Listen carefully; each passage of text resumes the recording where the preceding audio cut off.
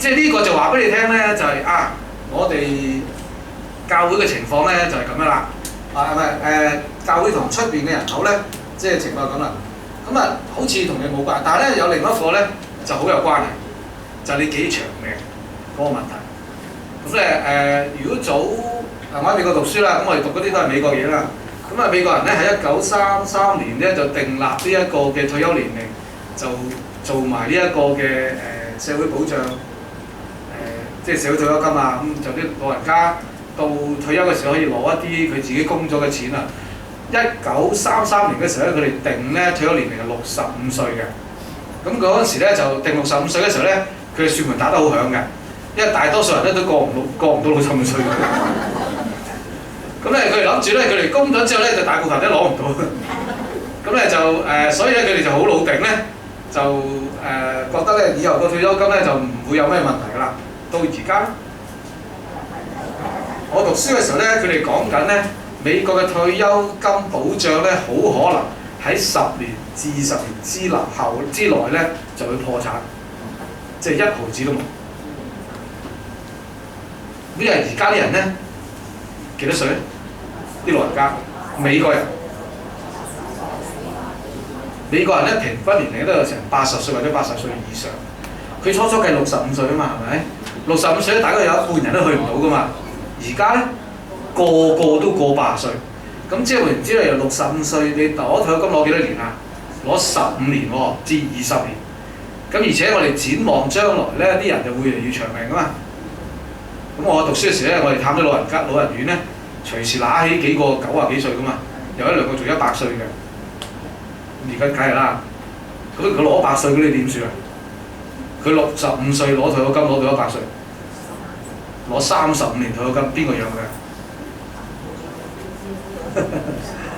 香港咧都會出現同樣嘅問題，咁有人估計過咧，即係而家啲民主黨又搞完呢一個嘅咩最低工資，就跟住搞社會咩退休保障啊嘛。咁如果你參考美國，你就知道咧呢個係一個咩好事，不過咧我哋會重蹈咧美國嘅覆轍嘅。咁有人估計過，如果退休金咧到咗老人家嗰10年20年退休之後咧。而家我哋就大約一個人養2個老人家到，但係到咗10年20年之後就一個人養4個老人家。咁即係你跟住啲仔女就慘啦，係咪啊？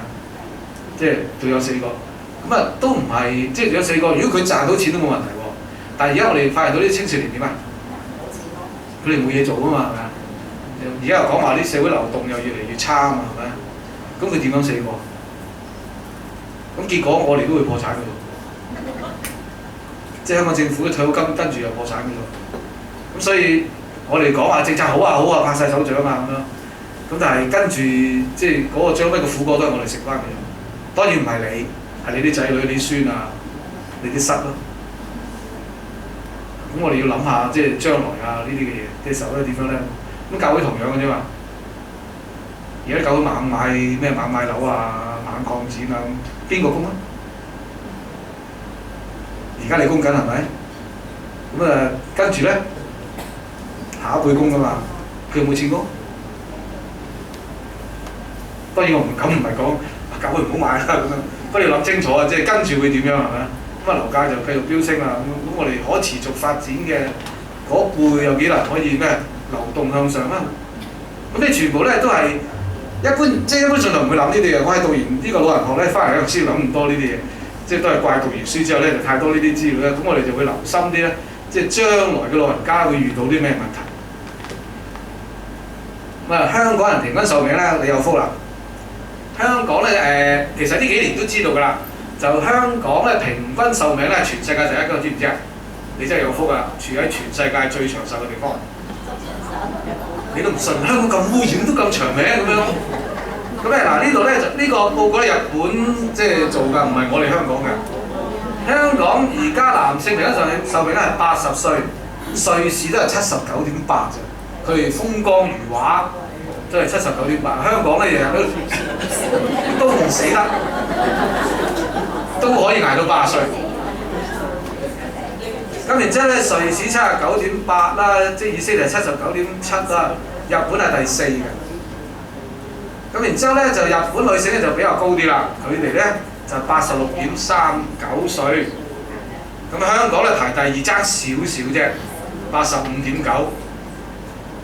呢個係平均壽命喎，你唔好忘記喎，即係你隨時過90歲喎。平均壽命即係中位數啊嘛，咁即係好多人係過90歲嘅喎，即係有好多呢啲。咁啊，女性都係排全世界第2，如果你平均咗2個歲數咧，就全世界第1㗎啦，即係全世界最長命香港。你諗都諗唔到係咪？又話水污染啊，應該又話空氣污染啊，應該又話個大亞灣喺度啊咁樣，都唔死得。都仲要咁長命，咁啊仲要好過瑞士，好過法國，好過以色列，咁先大件事，知唔知啊？越長命帶嚟啲咩問題啊？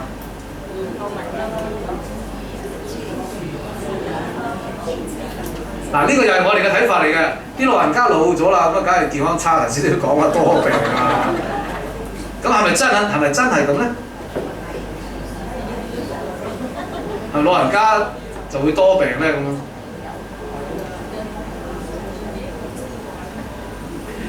咁有兩個睇法嘅。下一次我哋講即係身體老化咧，咁我哋講到咁的確人老化就啲機能老化，多咗啲病痛啊咁樣。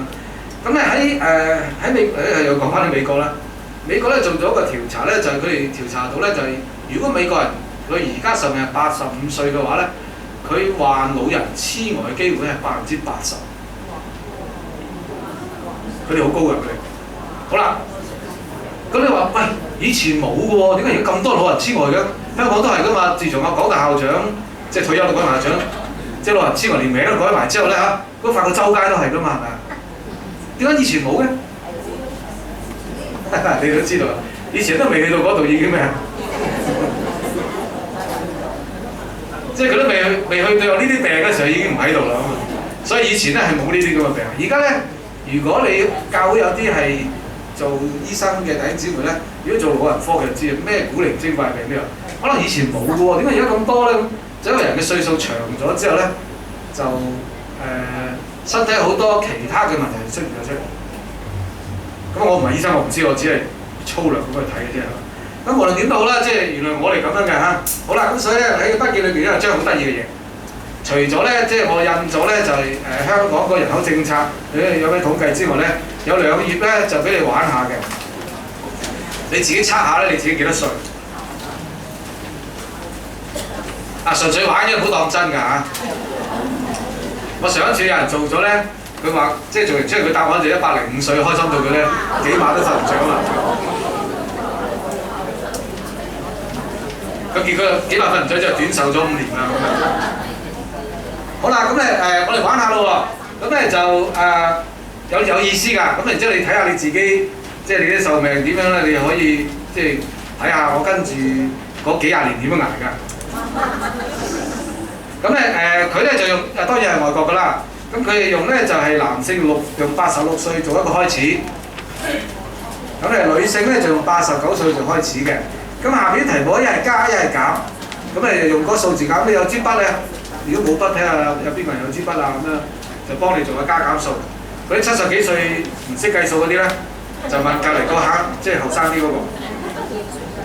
好啦，咁如果你已經係結咗婚嘅，就加3歲。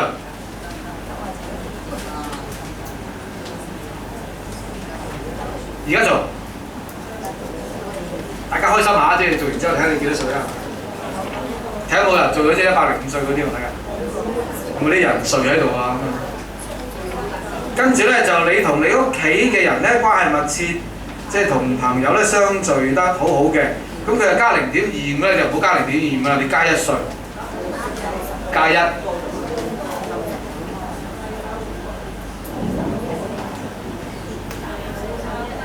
好啦，咁第3條咧就要自己做評估啦。你覺得你而家咧嘅受嘅壓力有幾高？咁如果你係高嘅咧，你就減壽3歲；你低嘅咧就加1歲，唔好加0.75。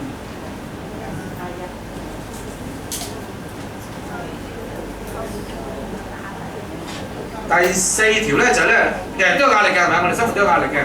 咁咧，你覺得咧你好善於咧去減壓嘅，即係解決呢啲壓力嘅，咁你加稅啦。如果你成日都好緊張啊，成日都即係憂柴憂米嗰啲啦嚇，咁你就減2稅。第5條咧就好決定性啦。如果你晚上咧你經常睡眠咧只係得3至5個鐘頭咧，你減1稅。如果你嘅睡眠咧每晚咧有6個鐘頭或者以上嘅咧，你係加1稅。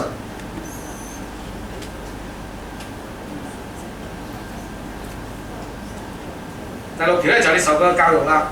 如果你受睇你受過幾多年嘅教育啦。如果你受過教育係16年或者以上，咁即係你大專㗎啦，已經係。咁你就加1稅，唔好加0.5。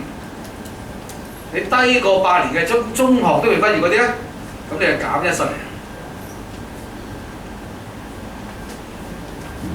然之後你做嘢一個禮拜咧嘅工作，如果你係低於40個鐘頭嘅，40個鐘頭即係5日返工8個鐘頭嗰啲啦。如果你返到嘅，你已經唔係40個鐘頭啦。咁咧你低於40個鐘頭就加2稅啦。40至60個鐘頭大部分可能都係咁啦，你加1稅。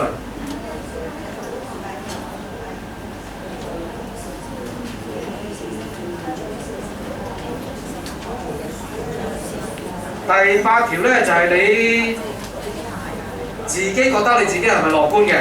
你樂觀咧就加2稅啦，悲觀就減1稅啦。